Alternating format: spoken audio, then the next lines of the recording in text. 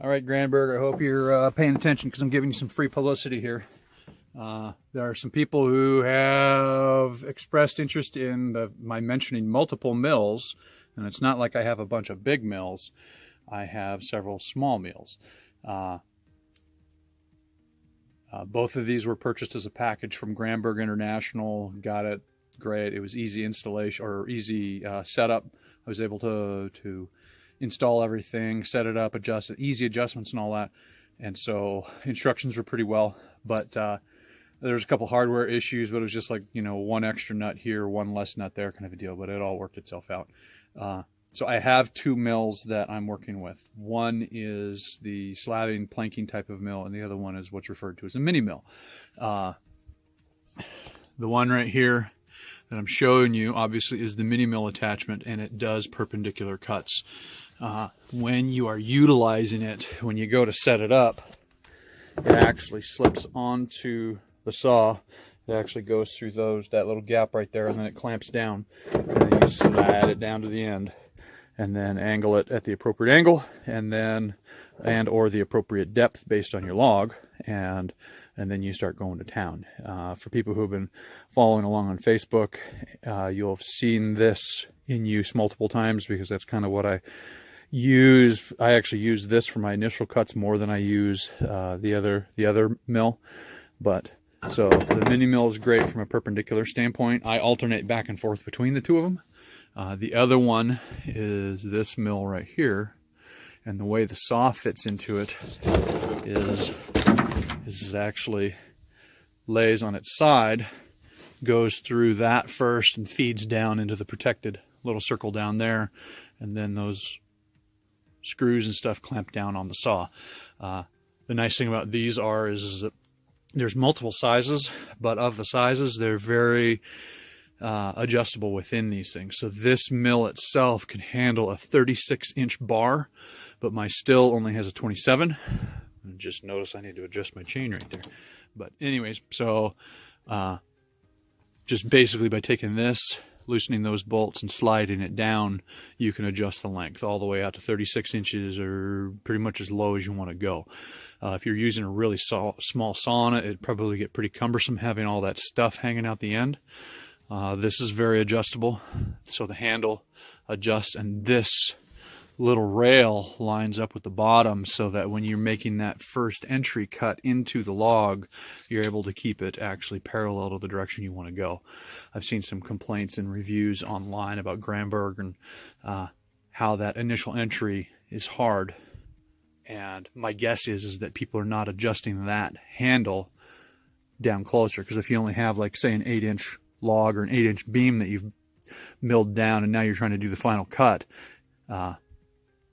the angle can go up and down unless you adjust this over so that it is actually sitting on the beam. But so yeah, so there is the two little mills that I'm using, and having gotten a little more proficient with them, I go back and forth between the two of them pretty quick. Initially, I was trying to be efficient about things, and I'm going to do all the cuts with the mini mill first that I need to do, and then I'll go over to the other one. And I found that to be, once I got more proficient in changing things over, I found that to be a little more difficult. But so yeah, I switch back and forth. Today I set up a log to cut, and I've already pre-staged it. I moved some of the other logs out of the way so that you can see clearly, and how I'm setting up that very first cut. Normally with the mini mill, I would have put, let me back up a second here. Normally with the mini mill, when I use that for my first cut, you would take the slabbing rail, which has that little channel on it, and the mini mill rides along that channel. And so you would level your log out a little bit, you would measure this, you would shim it so that it's not warping in any direction, and screw it down, and then basically make a perpendicular cut down, creating that first. And then you'd have to rotate the log, make another cut, that kind of a deal. So theoretically, you can do everything with the mini mill, or you can do everything with the slabbing mill, but it's just, I find it easier to go back and forth between the two of them. So that little mini mill is kind of a neat one, and like I said, I use that actually more for the first cut than I use the slabbing one. So this is the setup for making the first cut on this with the rails. We've got the slabbing bracket, which is that metal part right there.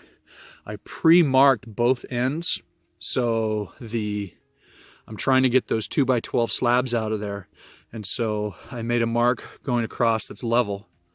That corresponds with a 12-inch, and then I measure, and this is the small end of the log. So if you saw the other video with the circles and the rectangles and stuff like that, this is the small end of the log, and it gets bigger as it goes in the other direction. In this case, I measured up from the center mark, because that's fairly close to the center of the log. The heart is actually fairly close to the center. I measured up from that, and then I created the same line on the other end, but it was up from the center of the log, as opposed to 12 inches across, because the far end being thicker is going to have more waste, and it's going to be different than this end. So, and then from that point, I needed to put those little metal slabbing brackets on, and if you put those things too far down, the 2x4s here have the tendency to run into knots, run into the tree and stuff like that. Ideally, you know what, I'm tempted to send something to Granberg and say, make these little slabbing brackets about 6 inches longer, because then it would stick out from the log a little bit better. I've had issues with having to take the chainsaw and cut out little humps and bumps and knots and everything in order to get the slabbing rails to line up in the first place. The solution is basically to put them as high as you can get them on the log in order to do this. It's important with these slabbing brackets that they are as level as possible on both ends. It does not matter that the log itself is on a slope, like this one here is actually sitting on a bit of a slope. In some ways I've found that easier, because then it helps with the pushing the mill down. The mill should actually almost self-propel itself just based on the cut of the chain. Those are just regular 2x4x16s that I got.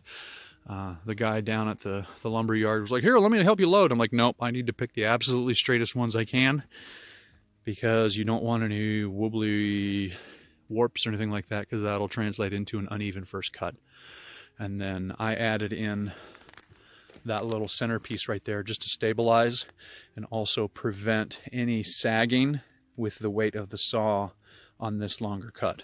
So it'll help make that first cut nice and straight, because all cuts after that, when you base them on that first cut, will have the same warps and bends and anything, or twists or anything that the first cut represents. So that is the slabbing bracket, the slabbing rails put on, screws holding those in place, and then I'm going to be setting up the saw to basically make my first cut. And how I'm going to go about doing that is I'm going to measure from that line right there up to the top of there. There's marks on the slabbing mill, and so I can set it up right to the right one. The thing that I need to take into consideration is that kerf, that 3/8 inch kerf, the cut that basically just turns everything into sawdust, needs to be above the line. So the measurement from that line to the top of this board, I need to subtract 3/8 of an inch in order to have the bottom of the kerf on that line. So little things to take into consideration. I'm going to get that set up and then see about getting some help out here, and so we can see this first cut, and you guys get an idea of the amount of effort that goes into that, and then move forward. I'll try to get each stage of this in regards to getting these slabs. So anyways, I will check back in. All right, so time to assemble this thing. I verbally described it a couple minutes ago. You insert it through that end of the clamp, and then there's another clamp on the other end, and it takes a little bit of finessing to get it in there. You got to center the little clamp on both the fore and, you know, the close and the far end. And then Granberg had enough foresight to think that all the bolts should match up with your standard chainsaw wrench. So then you just start tightening them down, and you don't want to over tighten these because you can crunch the bar. The bars are expensive enough that you don't want to damage that. So just some quick adjustments here. We'll get this set up, and then we'll transition up and start doing that first cut, that first slabbing cut. Now you don't want to, it actually has a torque rating on these things, and I kind of figured that out, and then just, okay, that's how tight it's supposed to be, and how tight is that just from me reefing on it. So I kind of got used to knowing about how tight it should be just based on feel, as opposed to breaking out a mini torque wrench every single time, because you definitely don't want to damage those bars. So this one here, the bar is now in place, and if you come around to this side over here, the vertical rails have actual markings, and as long as I loosen these nuts and raise it up and down and line it up with it, then I should have the proper depth, and it's even on both ends, and it'll be a square perpendicular cut. I need to remeasure that because I've forgotten my measurement.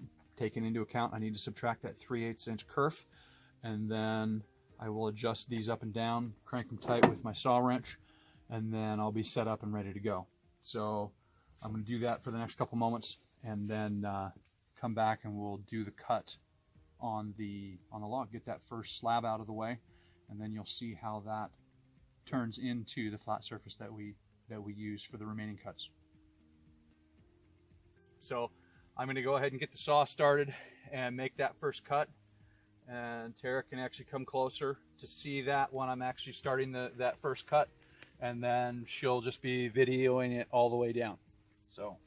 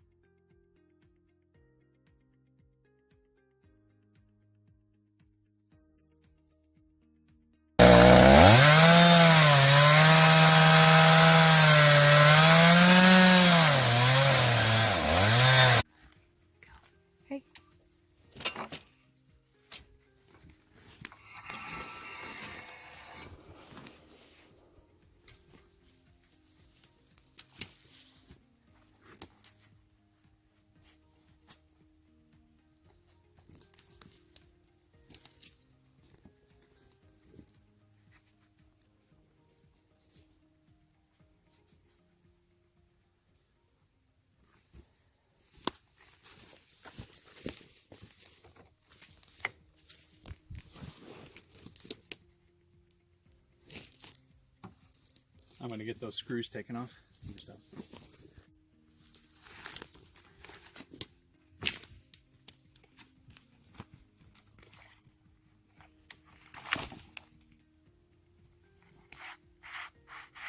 Come up close.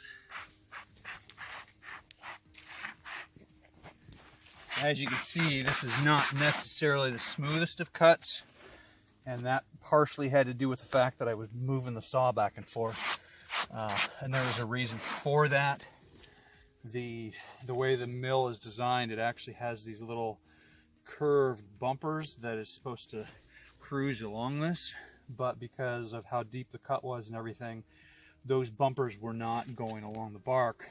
The actual vertical post was doing so, and it was kind of digging into my slabbing rails. So I was having to kind of wiggle it in order to get it to go down, which made a slightly less impressive cut. But you can see how, just based on the curves and stuff like that, it's giving different width of board if I were to just cut right along that. But pretty much all of it is within real close to that 12 inches that I'm looking for. Half an inch in either direction is really no big deal to me. So basically what I'm going to do is I'm going to set up my mini mill now and do the perpendicular cuts so that I have one giant 11.5, 12 inch wide beam that I will then start taking slabs out. So, and this will be the surface that the Granberg Alaskan mill runs on. So the next cuts will probably be a little bit easier because it's running on this surface and the bumper can actually ride along the bark. But unfortunately, with this not being a perfectly smooth, it's going to translate into a slightly rougher cut down below. But I'll get set up with that. So I kind of got impatient on that last cut, turned it into a hyperlapse. It just takes forever to get that first cut out of the way. I have since set up the rail for the mini mill, and as you're looking at it, you can kind of see that, you know, even though the log looks fairly uniform, you can see how the straight edge kind of gives you an idea of how much wastage there's going to be. And I planned that just right. So right on the edge of the bark, if I do that on both sides, is going to give me about 11 3/4 of an inch, which is within tolerance for what I want to use the boards for. And so yeah, now that I've got that set up, I'm going to go set the mini mill up and get started on that perpendicular cut. The chainsaw is in that little mini mill. And you may wonder why it's actually sticking so far up out of it. You can adjust that up or down. And what I'm trying to do is keep that bar just barely through the wood so it sticks out maybe an inch. That way I'm not touching dirt on the bottom, because if I had that thing bottomed out, it would be several inches in the dirt. Dirt and chainsaws don't mix. So anyways, that adjustment allows it to ride that way. And since I'm starting from the thick end first, as I go down, it'll stick out a little bit more, but I've taken that into account and put, you know, it's up off the ground and it's up on a thicker log down there. And so, yeah, we should be pretty good in regards to doing this cut. And then I'll do the same thing on the other side. The drawback to doing the other side is I'll be traveling uphill because it only goes down one side. So, yeah, that being said, I'm going to do the perpendicular cut here.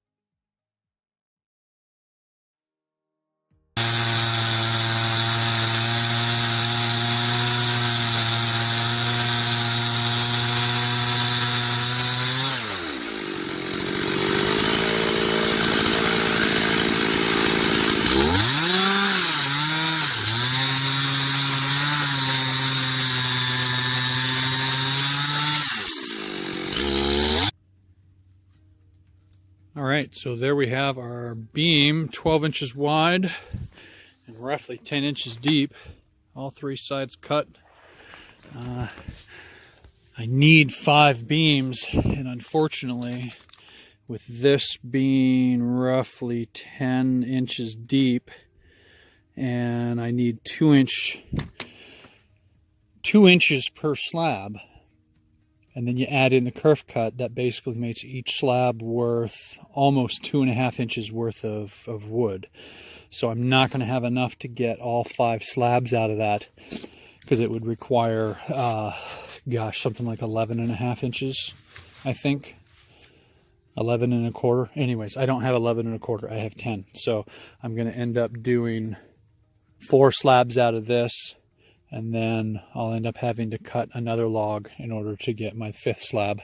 But that's a lot of slabs out of one tree. So I'm happy with how this part turned out. And then when I get that slab out of that other one, I'll be able to probably get some brace stock or something out of the excess material, which I'm going to need some of that. So anyways, I will videotape a little bit of the slabbing process tomorrow.